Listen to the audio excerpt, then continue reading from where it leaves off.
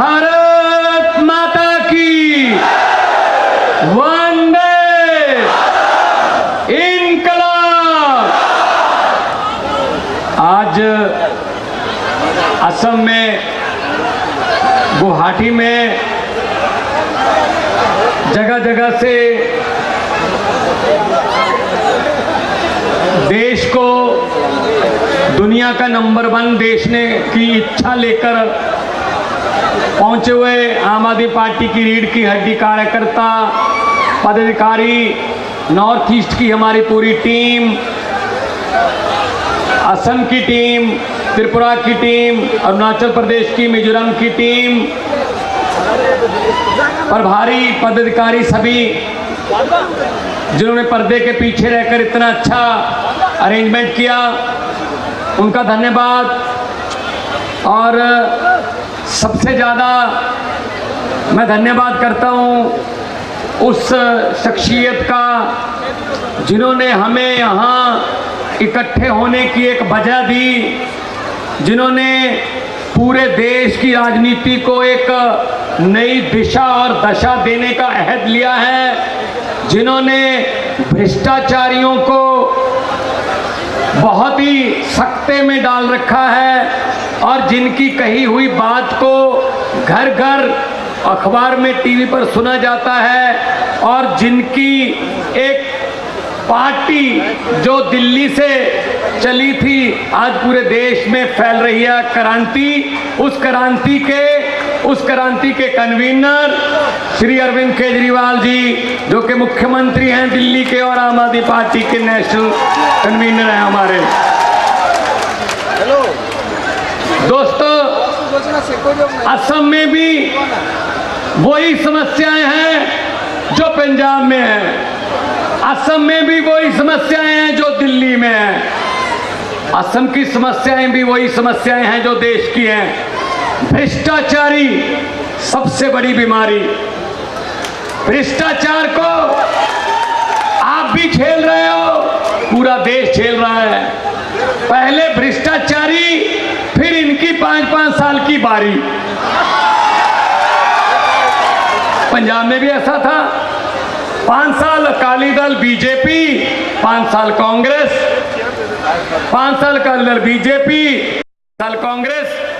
इस बार हमने पंजाबियों को कहा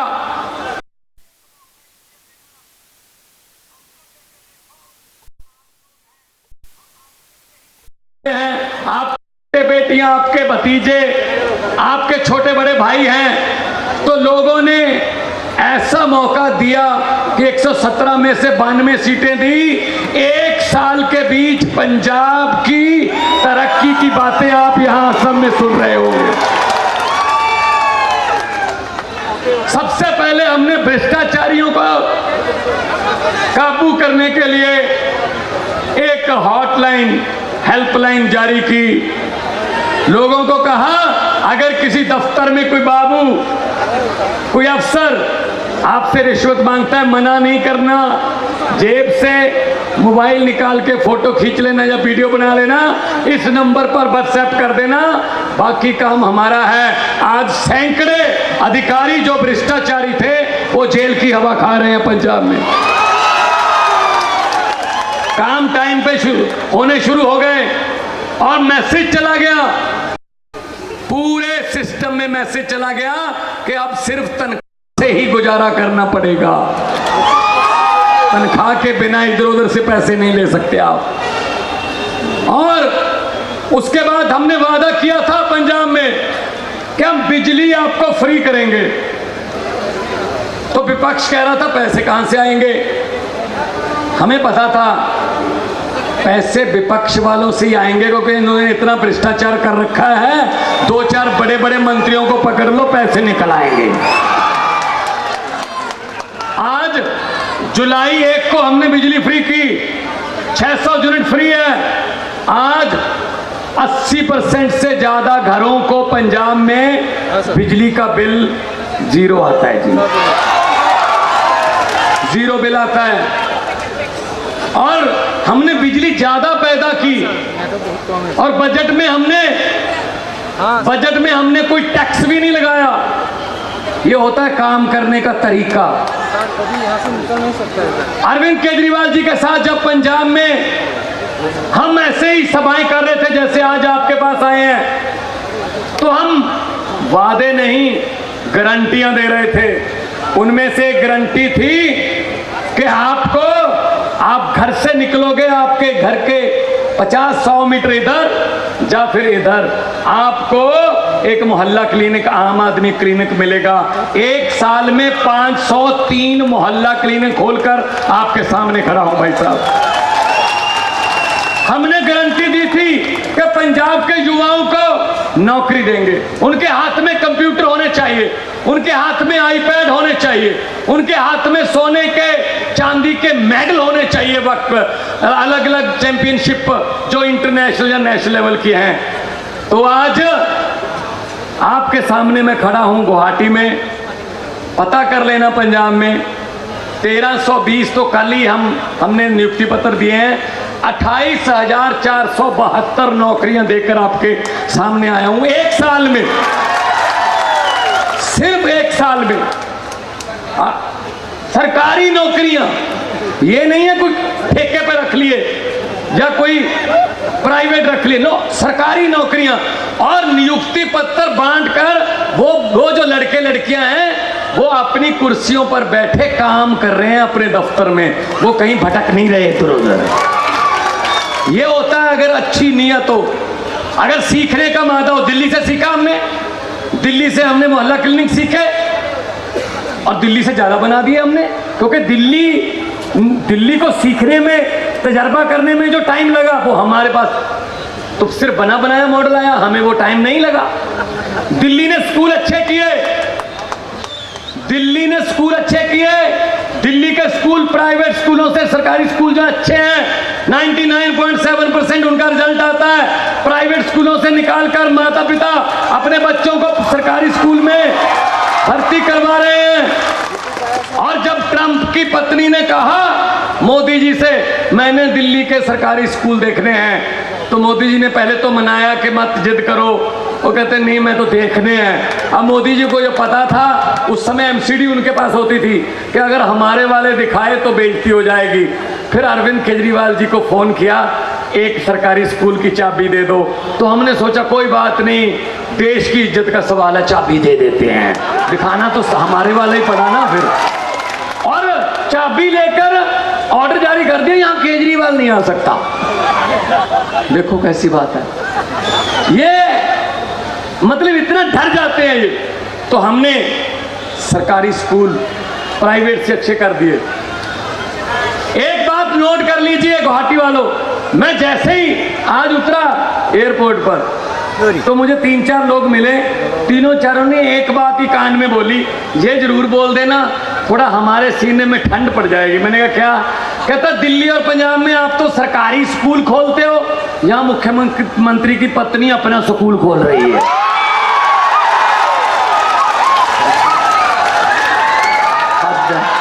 और फीस उसकी बहुत महंगी है। अगर भाई साहब अगर स्टेट को चलाने वाले खुद स्कूल खोलेंगे तो फिर सरकारी स्कूलों का क्या हाल होगा ये बताओ। वो क्यों चाहेंगे कि सरकारी स्कूल अच्छे हो जाएं? वो तो फिर उनके स्कूलों को कंपटीशन देने लगेंगे। जिस देश का राजा व्यापारी उस देश की जनता भिखारी, इस नारे पे चल रही है ये गवर्नमेंट। उधर भी देख लो, ऊपर देख लो, व्यापारियों से दोस्ती है, व्यापारियों से दोस्ती है। उनके बारे में कुछ नहीं बोलने देते, उनके बारे में जो मर्जी छप जाए दुनिया भर के अखबारों में, जो मर्जी अंकड़े पेश कर दें, कहते नहीं जी ये तो देश को बदनाम करने के लिए अखबार छाप रहे हैं।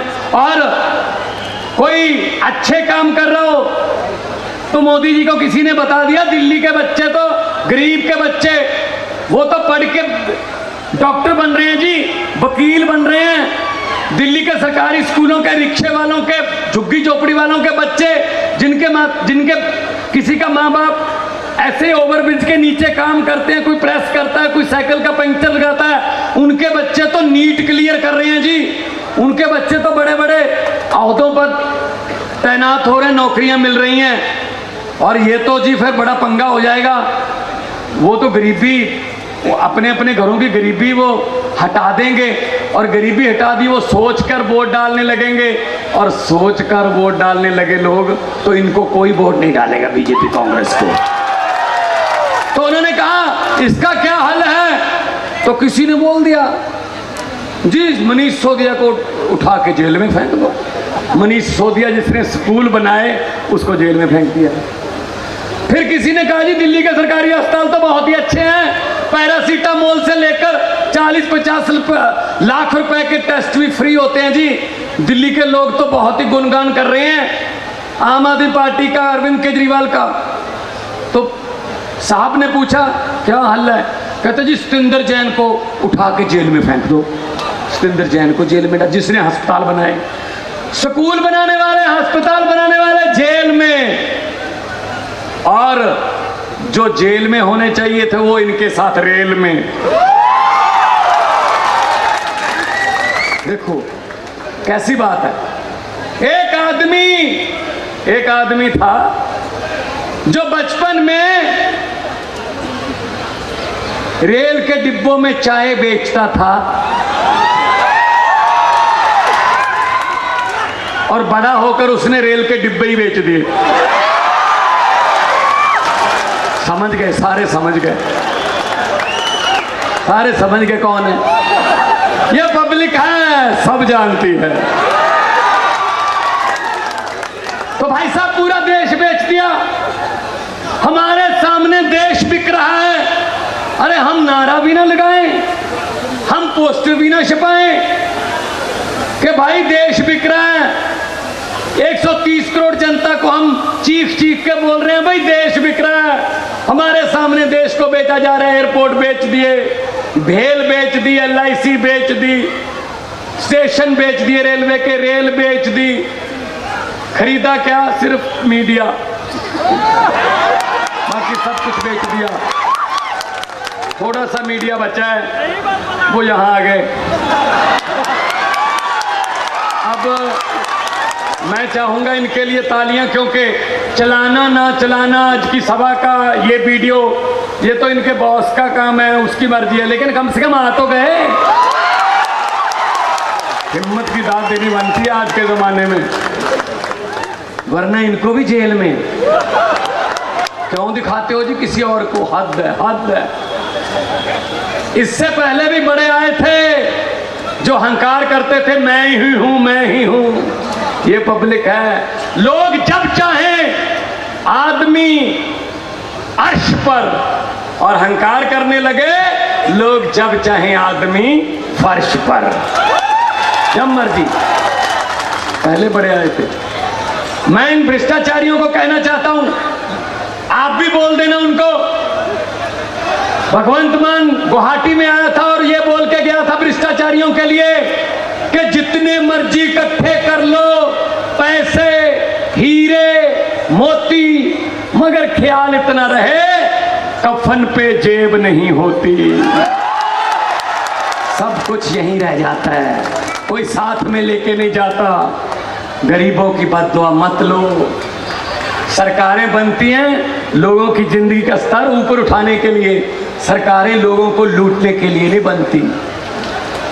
तो मैं आज आपके पास ये संदेश लेके आया हूं कि पंजाब में 117 में से 92 सीटें दी।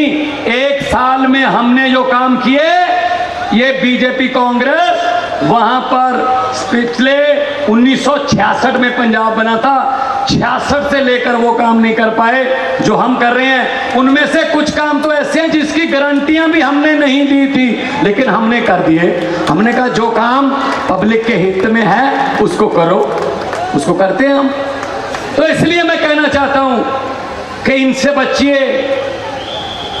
ये भारतीय जुमला पार्टी, वो आएंगे अभी आपके पास, अभी थोड़ा टाइम है, अभी जुमले बन रहे हैं, अभी जुमलों को टेस्ट किया जा रहा है कि कौन सा जुमला कौन सी बिरादरी को भड़काने के लिए अच्छा रहेगा, कौन से जुमले से ज्यादा दंगे हो सकते हैं, कौन सा जुमला बोलकर कौन सी बिरादरी भड़केगी, कौन सी बिरादरी हमारे साथ आ जाएगी। अभी जुमलों का टेस्ट चल रहा है। बचिए बचिए देश तोड़ने वालों से, क्योंकि लंबे सफर को मीलों में मत बांटिए, कौम को कबीलों में मत बांटिए। एक बहता दरिया है मेरा भारत देश, इसको नदियों और झीलों में मत बांटिए। गुलदस्ते में हर किस्म का फूल होना चाहिए, और गुलदस्ता ही हर किस्म के फूलों से बनता है। एक ही किस्म के फूलों को गुलदस्ता नहीं कहते भाई साहब। हर फूल की अपनी सौगंध, हर फूल की अपनी अपनी जो है अपना रंग। असम का कल्चर अलग से कल्चर है, पंजाब का कल्चर अलग का कल्चर है, तमिलनाडु का कल्चर, बंगाल का कल्चर, महाराष्ट्र का, गुजरात का अपना अपना कल्चर है, अपनी अपनी बोली है। हम अपने कल्चर पर मान करते हैं, महसूस करते हैं, प्राउड करते हैं। तो सबका कल्चर है अपना, लेकिन ये नहीं चाहते, ये चाहते हैं बस हम ही हम हो, हम ही हम हो। ऐसा नहीं चलेगा, ऐसा चलेगा भी नहीं कभी। तो मैं आपको ये बोलने के लिए आया हूँ कि इनसे बचना। ये नफरत की राजनीति करते हैं। हम स्कूलों की बात करते हैं, हम अस्पतालों की बात करते हैं, बिजली की बात करते हैं, इंफ्रास्ट्रक्चर की बात करते हैं। ये सिर्फ और सिर्फ आपको भड़काने की बात करते हैं, सिर्फ भड़काने की। खा गए सब कुछ, ये शहीदों के कफन बेचकर खा गए, और क्या छोड़ेंगे ये। हमारे देश के जवानी खा गए, किसानी खा गए, ये हमारे बच्चों की पढ़ाई खा गए, ये हमारे बुजुर्गों की दवाई खा गए। क्या रह गया? किसी नदिया के घाट पर अगर ये राजनीतिक लोग बस जाते, किसी नदिया के घाट पर अगर ये नेता लोग बस जाते, तो लोगों के प्यासे होंठ भी 2 बूंद पानी के लिए तरस जाते। गनीमत है, शुक्र है कि मौसम पर हुकूमत चल नहीं सकती, वरना सारे के सारे बादल भी इनके खेतों में ही बरस जाते। बादल भी अपने ही खेतों में बरसाते अगर मौसम पर हुकूमत चलती तो।